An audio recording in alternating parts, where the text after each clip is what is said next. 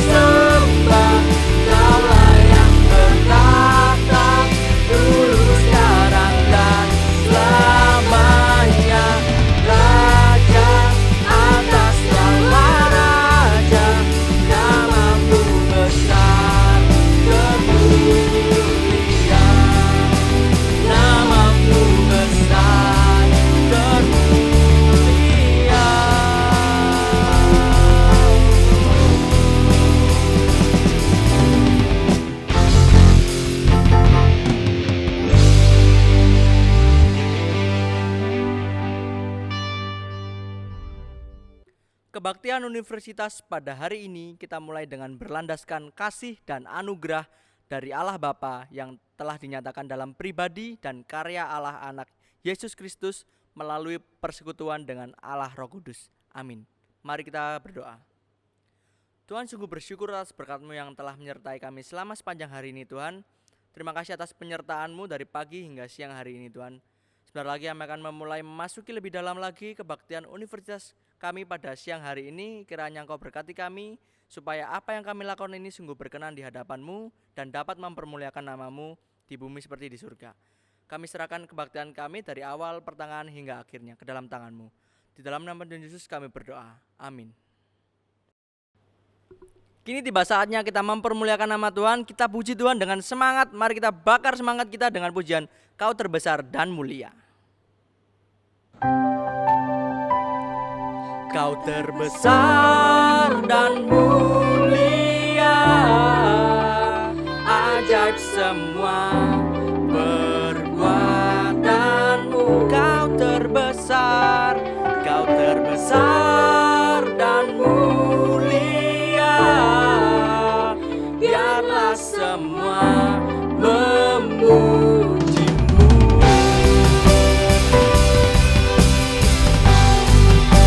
Ini saatnya kita bersemangat memuji nama Tuhan. Kita bangkit berdiri, kita bersorak-sorai bagi namanya.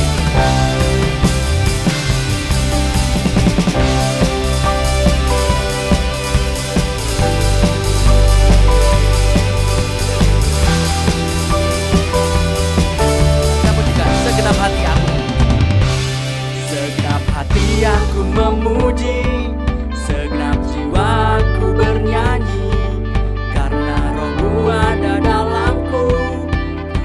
Tuhan, ku angkat tanganku memuji, ku angkat suara dan bernyanyi, karena Roh-Mu ada dalamku.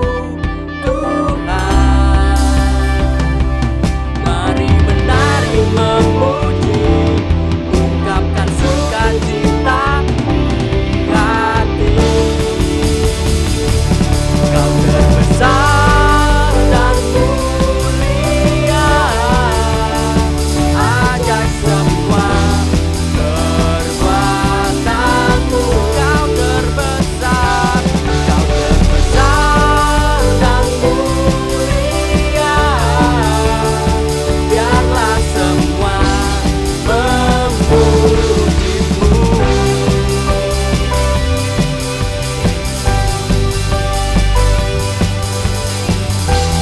Kita pujikan sekali lagi dengan penuh semangat, kita katakan, segenap hati aku memuji, segenap hati aku memuji, segenap jiwaku bernyanyi, karena Roh-Mu ada dalamku.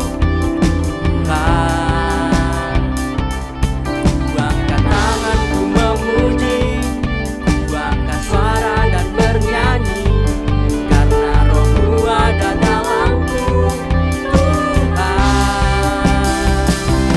mari menari memuji, ungkapkan sukacita di hati. Katakan, Kau terbesar dan mulia, Kau terbesar dan mulia, ajaib semua perbuatanmu. Kau terbesar,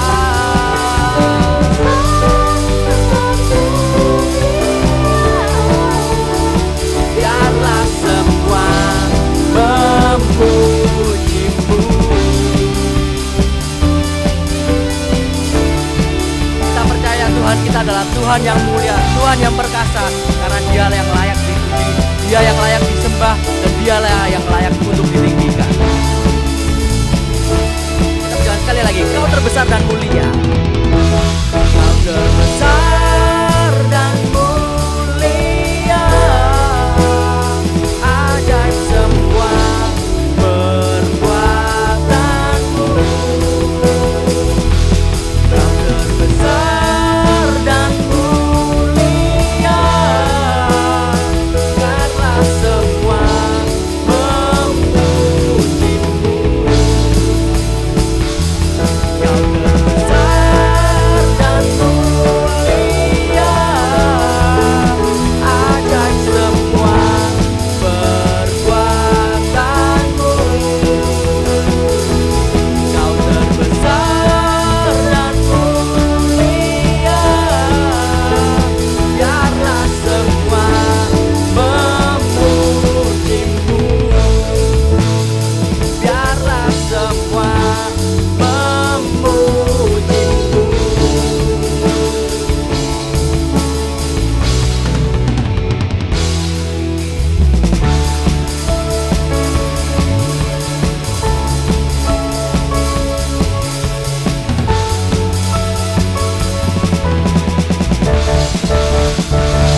Beri kemuliaan bagi namanya.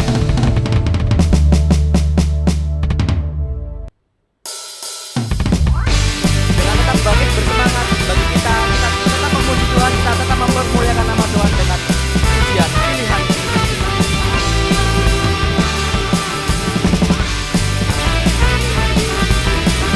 Kita lantangkan suara kita untuk memuji Tuhan, karena Dialah layak ditinggikan dan Dialah pilihan kita. Kau Tuhan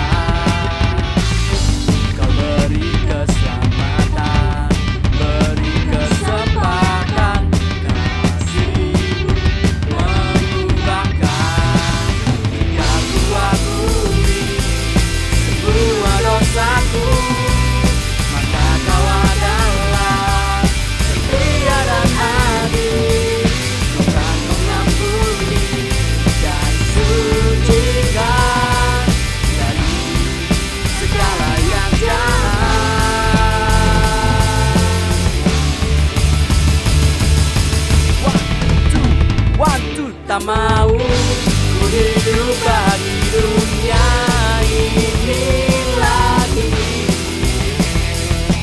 Tak ingin kompromi, tak ingin lakukan hal yang dapat menggerakkan hatimu. Tak mau ku hidup di luar tuntutan firman-Mu yang telah bebaskanku. Yesus, kebenaran-Mu adalah pilih. Tak mau ku hidup dunia ini lagi. Tak ingin kompromi, tak ingin lakukan hal yang dapat menggerakkan hatimu. Tak mau ku hidup membuat tutur kata firman-Mu yang telah bebaskanku. Yesus, kebenaran-Mu adalah pilihan.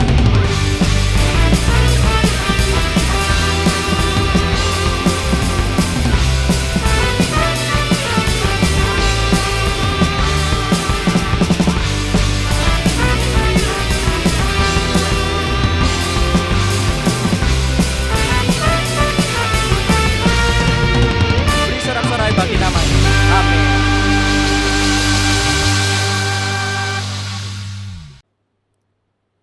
Kini saatnya kita mendengarkan firman Tuhan. Mari kita dekatkan hati kita, kita siapkan jiwa kita buka mata, buka telinga untuk mendengarkan firman Tuhan.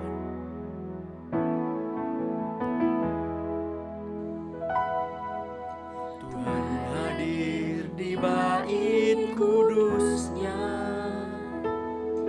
saat umat mencari wajahnya, berseru, berdoa, bersujud menyembah dan menikmati kehadirannya. Tuhan mau dekat dengan umatnya yang datang dengan segenap hatinya, berseru, berdoa, bersujud menyembah dan menikmati kehadirannya. Hadirat-Mu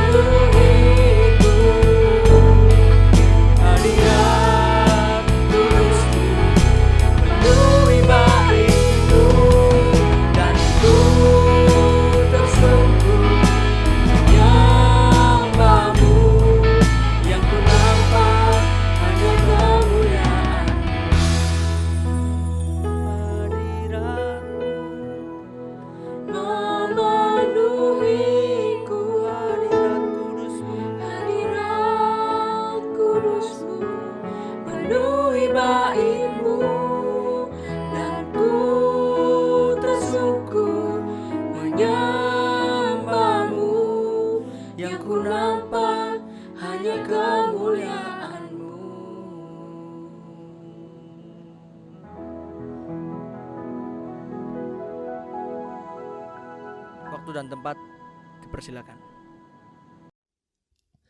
Dalam live tutorial, agar kita bisa memiliki grow out of the box, ada 4 kualitas yang perlu kita miliki.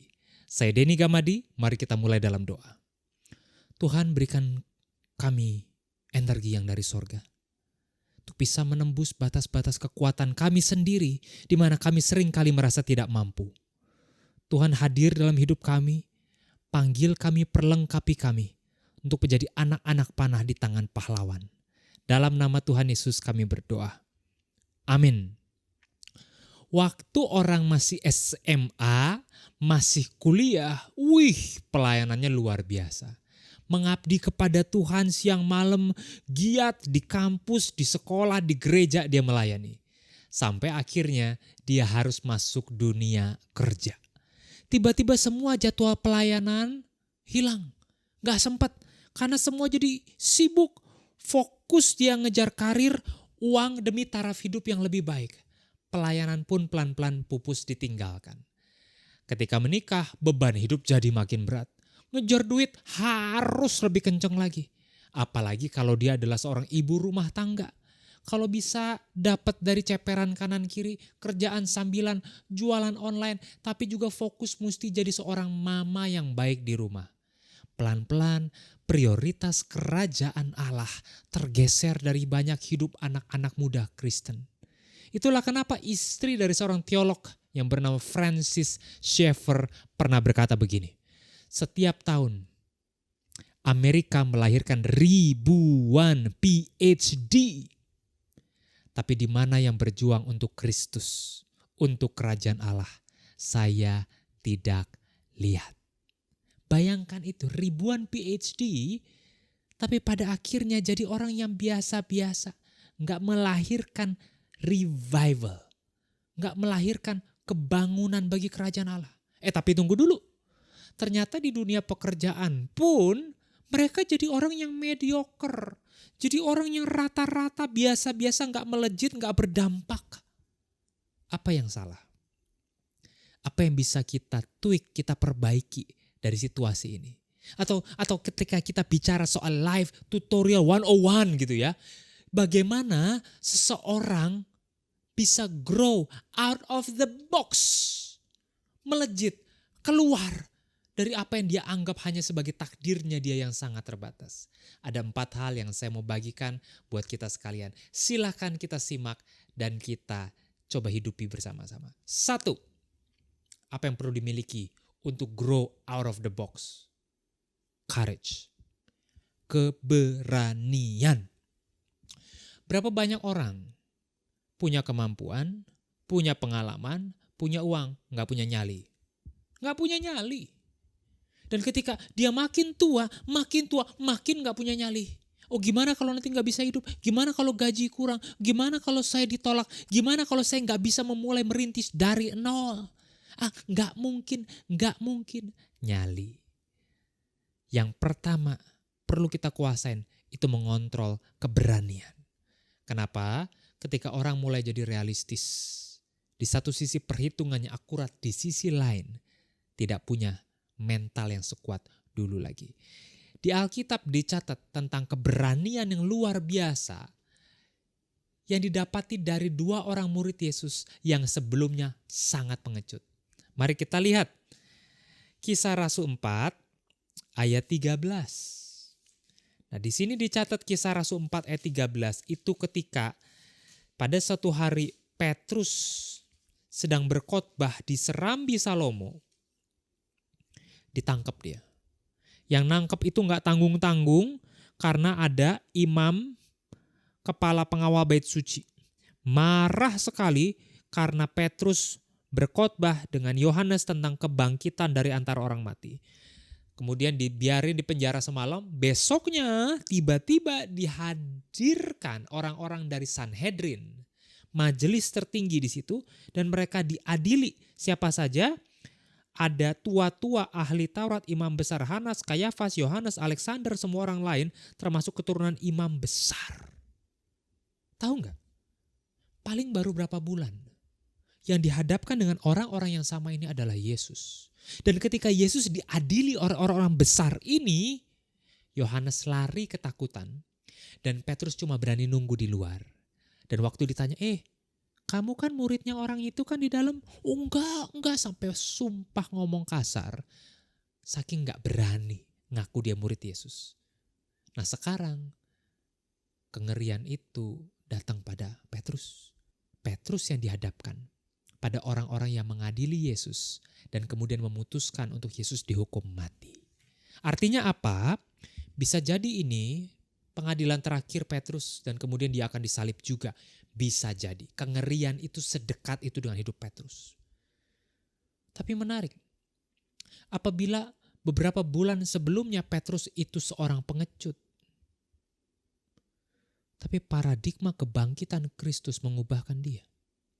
Waktu dia berjumpa dengan Kristus yang bangkit, dia jadi Petrus yang sepenuhnya berbeda.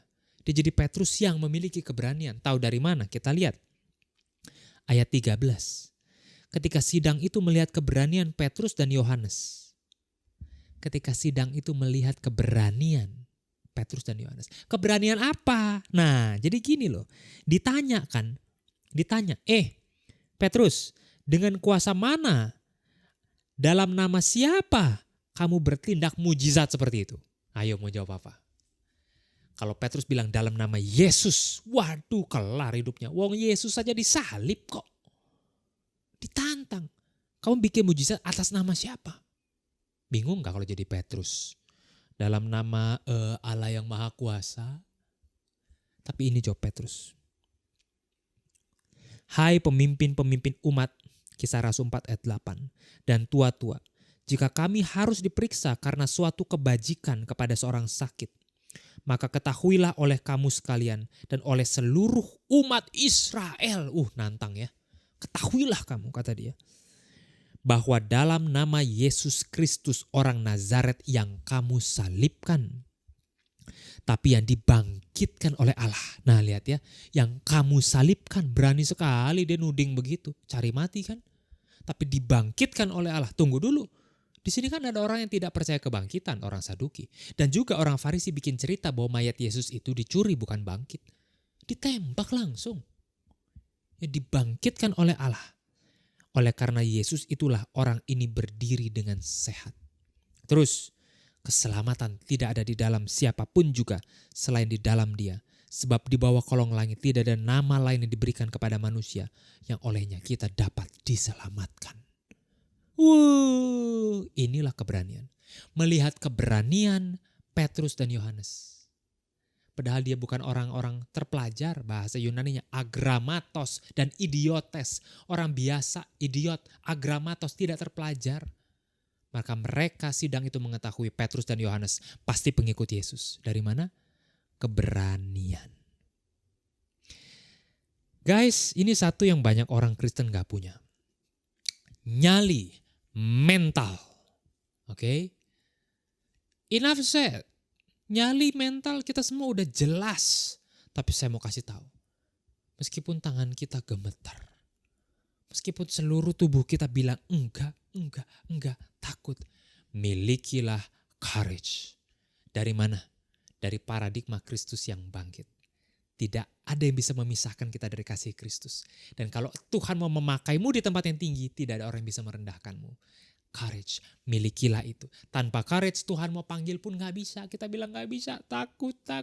Kayak Musa kan. Milikilah nyali, milikilah keberanian. Itu yang pertama.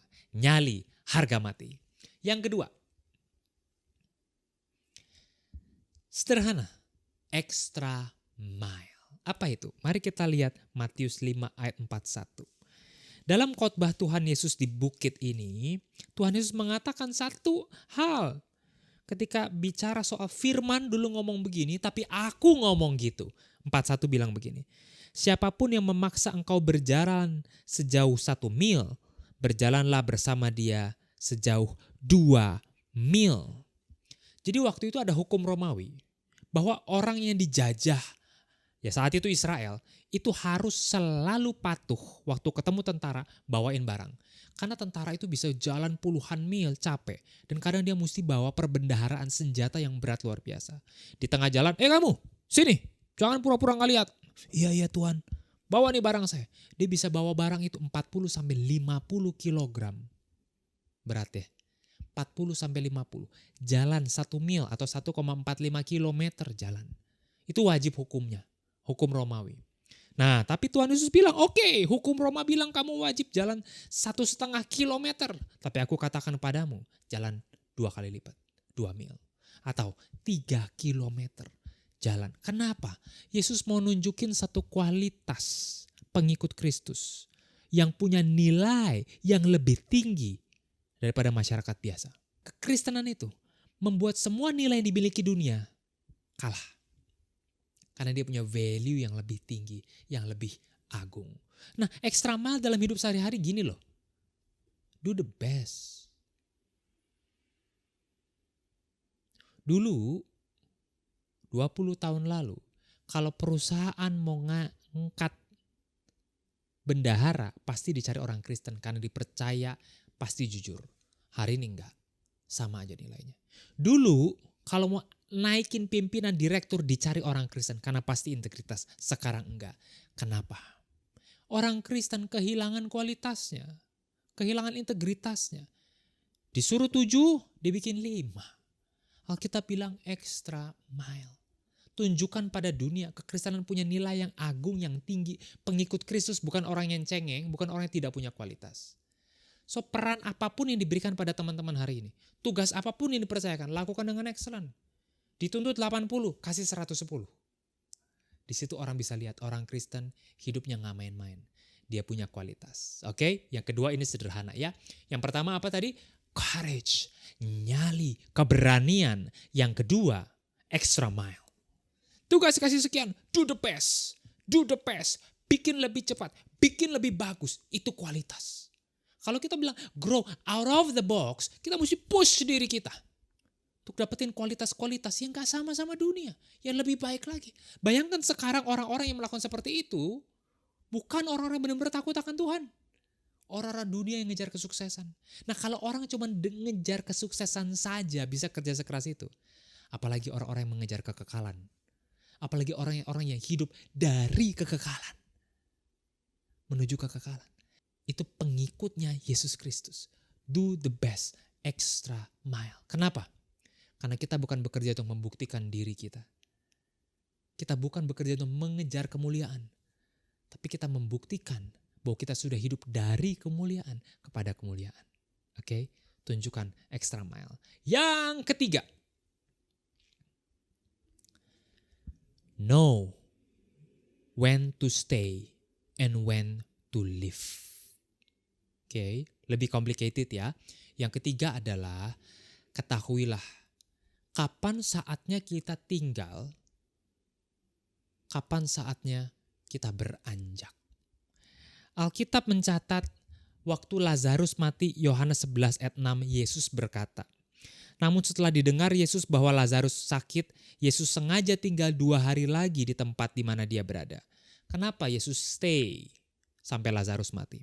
Karena ayat 4 berbunyi, penyakit itu tidak akan membawa kematian, tapi akan menyatakan kemuliaan Allah. Sebab oleh penyakit itu anak Allah akan dimuliakan. Jesus stayed for the glory of God. Ketahuilah kapan kita mesti stay. Di kerjaan kita, di relasi kita, di jurusan kita. Tapi juga ketahui kapan saatnya kita beranjak. Dari relasi yang toksik. Dari jurusan yang salah. Dari pekerjaan yang tidak sesuai.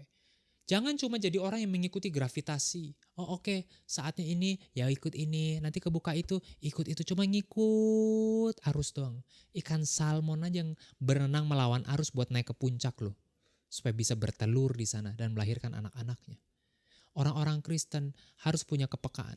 When to stay dan when to leave. Oh ini susah. Ini menggunakan semua pengalaman hidup kita dan courage kita dan kerja extra mile kita. Baru kita bisa live. Kalau kita baru dikit, aduh susah ya pindah ah, aduh susah ya pindah ah, aduh temennya nggak enak, aduh gajinya beda 500.000, pindah ah. Bukan begitu. Tapi tahu kapan harus stay, kapan harus leave. Dan tujuannya seperti Tuhan Yesus bilang, untuk mempermuliakan nama Bapa. Di satu sisi Yesus stay, nunggu, tapi di sisi lain kita lihat Yesus juga bersegera. Berapa kali waktu dia ngajar, dia tinggalin orang-orang itu. Agar Yesus bisa berduaan, bercakap-cakap dengan Allah Bapa. Berapa kali habis ngajar perumpamaan, Yesus pergi tidak menjelaskan perumpamaannya. Dia cuma menjelaskannya kepada sekian belas murid-muridnya, makna dari perumpamaan itu. Dan kapan juga kita lihat, Yesus punya waktu singkat. Sampai di satu titik, pada puncaknya, Yesus masuk ke Yerusalem dan reveal his identity as a Messiah. Yesus gak selamanya hidup di dunia, bukan? Dia stay on low key 30-an tahun.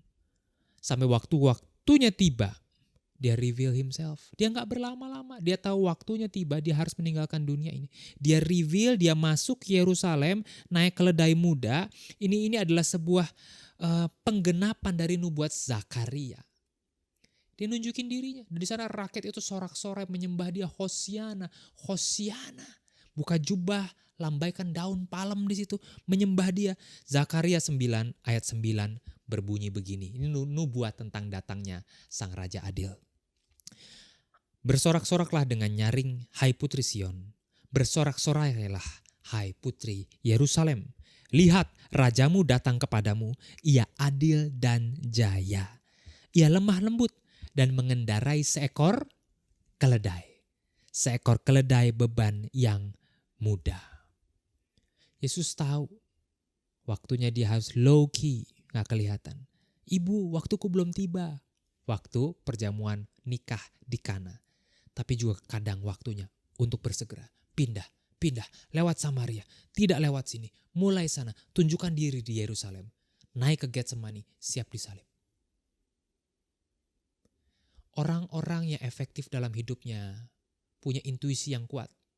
Kapan dia harus stay di satu jabatan, satu kantor, satu pendidikan, satu relasi. Kapan dia harus leave, harus berpindah ke tempat yang lain. Meskipun untuk berpindah itu ada kekuatan yang besar yang melawan dia. Tapi dia tahu persis kapan dia mesti mulai sesuatu yang baru. Kapan dia harus mengakhiri sesuatu itu. Oke? Know when to stay and when to leave. Ini krusial. Untuk live tutorial grow out of the box. Yang berikutnya. Dan yang terakhir sebetulnya. Jadi kalau yang pertama adalah courage, keberanian. Kedua extra mile. Ketiga adalah know when to stay and when to leave. Yang terakhir adalah persis until you achieve them. Persis until you achieve them. Persis itu bersikeras. Alkitab mencatat ada satu orang yang bersikeras. Meskipun udah ada suara dari roh, meskipun penatua di Efesus bilang jangan, tapi dia bersikeras kembali ke Yerusalem. Dia adalah Rasul Paulus. Dia diperingati, dia bakal mati. Tapi dalam Kisah Rasul 20 ayat 24, Paulus berkata, aku tidak menghiraukan nyawaku sedikit pun, asal saja aku dapat mencapai garis akhir dan menyelesaikan pelayanan yang ditugaskan oleh Tuhan Yesus kepadaku. Untuk memberi kesaksian tentang Injil kasih karunia Allah. Ini. Bersikeras, persisnya aku tahu di depan bakal susah. But I'm not giving up. No, not yet. No, not there yet. Bersikeras itu Paulus. Udah dibilang, aduh Paulus jangan. Umurnya udah 60-an. Harusnya dia bisa jadi apa ya? Gembala sidang. Yang seluruh sinode di bawah dia gereja besar. Enggak, dia balik ke Yerusalem. Dia bilang, Paulus, kalau kamu balik ke Yerusalem kamu gak bakal ketemu kami lagi. Betul Paulus bilang. Ada penjara dan kematian yang menungguku di Yerusalem. Dan itu terjadi, tapi dia tetap. Dia lewatin dari situ Tirus, Siprus, Kaisarea, Yerusalem, ditangkap. Bener, ditangkap. Wah, rakyat demo minta Paulus ditangkap. Dia minta izin bicara pada orang Yahudi. Wah, masalah makin berat lagi, dia bicara di mahkamah agama. Mahkamah agama laporin dia, imam besar laporin dia ke wali negeri namanya Felix. Di Felix itu dia bicara lagi, diadili di situ oleh hakim. Dan akhirnya Felix putuskan, meskipun dia tidak bersalah, di penjara 2 tahun. Balik lagi ke Kaisarea. Nah konon di Kaisarea waktu dia di penjara 2 tahun inilah lahirlah surat-surat yang dia tulis. Filipi, Efesus, Kolose, dan juga Filemon. Nah di situ waktu ditahan di Kaisarea, dia naik banding. Mau ketemu orang yang lebih tinggi lagi. Oh dia gak puas bicara sama orang Yahudi pada mahkamah pada Felix. Dia mau bicara pada Caesar. Pemimpin tertinggi di seluruh kerajaan, Kaisar. Tahu Kaisar siapa yang sedang bertahta saat itu? Nero yang sadis. Sang tiran Nero yang membakar Yerusalem beberapa tahun kemudian. Dia mau ketemu Nero. Itulah Paulus. Dia persis dia kejar di situ. Akhirnya setelah 2 tahun dia mau berangkat lagi untuk naik banding. Dia naik kapalnya karam. Tapi selamat. Nah waktu selamat itu Paulus bilang begini. Di Kisah Rasul 27 ayat 23 sampai 24. Tadi malam seorang malaikat dari Allah, yaitu Allah yang kusembah sebagai miliknya, berdiri di sisiku. Malaikat berdiri di sisiku. Malaikat berkata, Paulus, engkau harus menghadap Kaisar. Dan sesungguhnya oleh karunia Allah, maka semua orang di kapal ini akan selamat karena engkau. Paulus, kamu pasti akan menghadap Kaisar. Nah, oleh karena kepentingan itu, kamu selamat. Karena kamu harus ketemu Caesar. Bayangkan itu. Dan kemudian dia selamat dan di akhir sampai pasal 28 cuma diceritakan Paulus itu bersaksi, menginjili Raja Agripa. Bahkan dia nantang Raja Agripa itu. 26 ayat 28. Percayakah engkau Raja Agripa? Agripa menjawab, hampir saja kau yakinkan aku menjadi seorang Kristen. Paulus, Kisah Rasul 26 sampai 28. Sampai pasal 28 Paulus minta naik banding kasusnya untuk diadili langsung, tatap muka langsung dengan Caesar. Tapi Kisah Rasul udah selesai gak dicatat. Jadi kira-kira Paulus ketemu Caesar atau enggak? Menarik ya. Bayangin, Rasul ketemu Caesar itu loh ya, mahkota terbuat dari daun-daun itu loh. Yang pakai baju kain yang sangat mewah, yang menguasai seluruh Eropa. Ketemu enggak? Kalau diselidiki lebih dalam, kemungkinan besar banyak akademisi percaya Paulus itu benar-benar berdiri di hadapan Kaisar. Kisah Rasul nggak catat karena habis di pasal 28. Tapi kenapa kita bisa yakin? Ini sudah dinubuatkan. Kisah Rasul 9 ayat 15 berkata, sudah dinubuatkan bahwa Paulus akan berkhotbah di hadapan orang-orang bukan Yahudi dan di hadapan raja-raja. Sudah dinubuatkan. Lalu kedua, kemunculan Paulus di hadapan Kaisar ini kemungkinan besar itu tercatat secara nggak sengaja sedikit. Waktu Paulus nulis surat kepada jemaat Filipi dari Roma. Nah jadi udah pisah nih, udah penjara Kaisarea udah lewat. Dia ke Roma, dia ada di situ, dia tulis surat lagi kepada jemaat di Filipi waktu dia di penjara. Dia tulis begini nih, Filipi 4 ayat 22, perhatikan kata-katanya. Salam kepadamu dari segala orang kudus, khususnya dari mereka yang di istana Kaisar. Bahasa Inggrisnya terjemahan lain. Salam buatmu from those of Caesar's household. Artinya apa? Paulus sampai ke hadapan Kaisar. Bahkan beberapa orang dari household Kaisar menerima Tuhan Yesus. Dan mengirimkan salam kepada orang Israel yang terpencar di provinsi-provinsi yang lainnya. Alkitab nggak catat, tapi kemungkinan besar Paulus berdiri hadapan muka dengan Caesar. Caesar gak bertobat. Tapi lihat ya, mimpinya, goal yang Paulus set. Dia mau bertemu Kaisar. Dia persis seumur hidupnya. Meskipun itu di hari tuanya. Di hari tuanya. Saudara-saudara sekalian, hambatan bagi sukses itu normal. Dan harus bisa diatasi. Ketika ada masalah, ada hambatan, ayo kita kelilingin masalah ini. Ayo kita lihat masalah ini. Kita lewati masalah ini. Dorong masalah ini. Dan teruslah bertahan. Teruslah bertahan. Karena grow out of the box itu bukan life tutorial yang basic. Grow out of the box itu life tutorial. Yang memaksa kita untuk satu, punya nyali. Mental. Banyak orang Kristen gak punya mental. Cari aman, cari nyaman. Orang Kristen sejati, courage.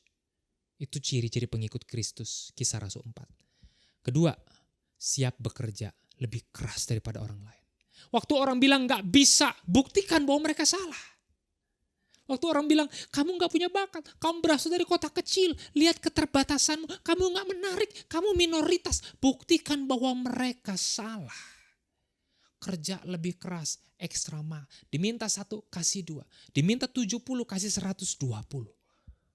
Ketika semua mata tertidur, ngorok, matamu terbuka dan bekerja keras buat kerajaan Allah.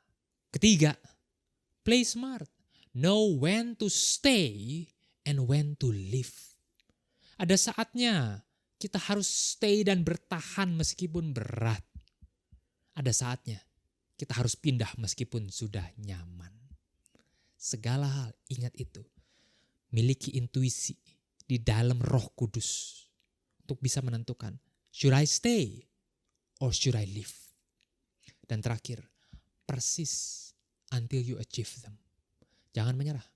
Biasanya dalam sebuah pertandingan, masa yang paling berat adalah 3/4 sebelum kita selesai. Di situ kita mau menyerah. Kalau lagi kuliah, mungkin tahun ketiga mau masuk tahun keempat. Lagi berat, lagi nyerah, lagi skripsi. 3/4 jalan paling berat-beratnya. Tapi ingat ya, waktu lagi berat-beratnya, itu artinya kita udah mau selesai. Itu yang Paulus alamin. Waktu lagi berat-beratnya, dia persis, dia tetap bilang, saya mau naik banding ketemu Kaisar. Dan disitulah dia ketemu. Bukan cuma dengan Felix, bukan cuma Raja Agripa, tapi kemungkinan besar dengan Kaisar Nero yang sadis. Dia berhasil menyampaikan Injil kasih karunia Allah. So, we need more of winners. We need more of victors. Challenge yourself to grow out of the box. Kenapa? Karena kita berjalan dari kemuliaan kepada kemuliaan melalui darah Yesus. Jangan jadi ordinary, jadilah luar biasa. Karena Allah memanggil kita untuk jadi terang, jadi garam yang memberkati tempat-tempat yang jauh dan bangsa-bangsa. Mari kita tundukkan kepala, kita berdoa. Tuhan, kuatkan hati dan mental kami. Berikan kami fokus apa yang mau kamu achieve. Dan ketika Tuhan memberikan satu langkah di depan kami, berikan juga kami hati, mental yang kuat mengambil langkah itu. Lakukan hal dengan excellent meskipun kami udah capek dan mau menyerah. Stay when it is necessary. Leave when you call us to leave. And persist although everyone gives up. Supaya excellency Kristus yang agung tercermin melalui kami. Dan pakai kami Tuhan untuk generasi ini dan tahun-tahun ke depan. Dalam nama Tuhan Yesus. Haleluya. Amin. God bless you.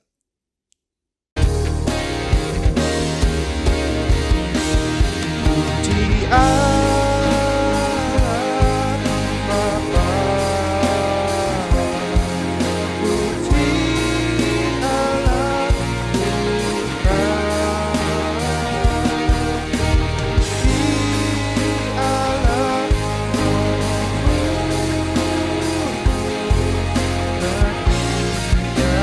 bagiannya dan Esa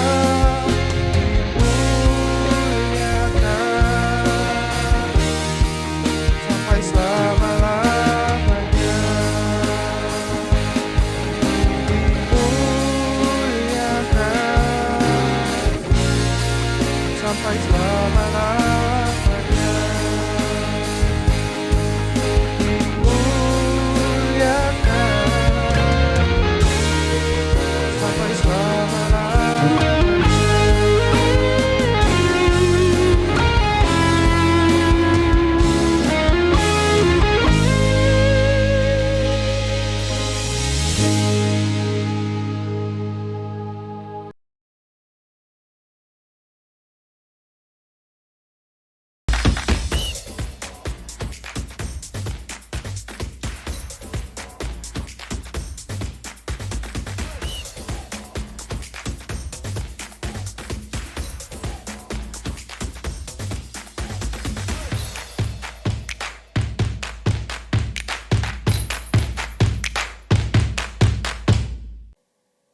Shalom Petranesian, senang sekali hari ini kita kembali beribadah bersama. Terima kasih kepada saudara Dani Gamadi yang melalui tema Grow Out of the Box telah mengajak kita sekalian untuk terus bertumbuh secara utuh dan berkualitas. Untuk mencapai pertumbuhan yang utuh dan berkualitas, kita tidak hanya perlu memperhatikan pertumbuhan fisik, pertumbuhan karakter, dan pertumbuhan skill atau kapasitas. Tapi kita juga perlu memperhatikan salah satu aspek lain yang mungkin seringkali kita abaikan dan kurang upayakan pertumbuhannya, yaitu pertumbuhan iman. Padahal ini adalah salah satu komitmen dari kampus kita. Masih ingat gak? Tempat menimba ilmu, tempat membina iman. Oleh karena itu, sebagai bentuk dukungan dan ajakan bagi para Petranesian untuk bertumbuh dalam iman, teman-teman pelayanan mahasiswa memberikan ruang bagi kita di dalam Veritas Q&A. Veritas Q&A adalah sebuah zona yang tanpa penghakiman, ruangan di mana para Petranesian bebas bertanya apapun mengenai keraguan atau yang selama ini para Petranesian menyimpan pertanyaan-pertanyaan tertentu mengenai iman. Teman-teman bisa datang, tanya, dan pulang langsung setelah mengikuti Veritas Q&A.